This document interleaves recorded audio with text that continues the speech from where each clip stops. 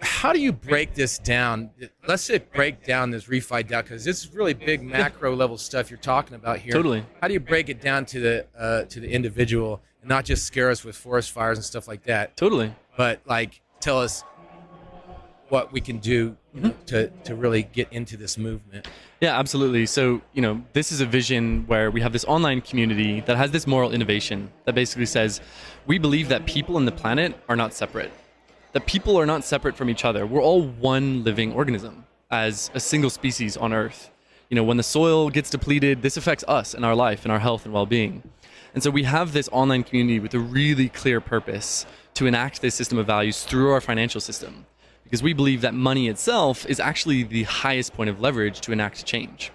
The US dollar is literally, the glue that brings together the entire global economy.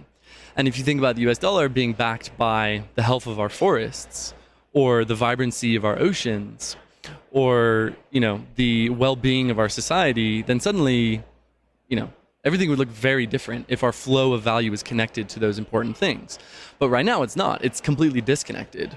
And so in a very tactical and specific example of what we want to do at ReFiDAO is incorporate local ReFiDAO nodes in the key startup cities all around the world. SF, New York, Berlin, Boston, Bogota, Lisbon, Nairobi, Bangalore, Singapore, Hong Kong, and say, hey, you guys want to make a difference. You really care. 84% of people say they're gravely concerned about climate, but don't know what to do about it. 84%. 84%.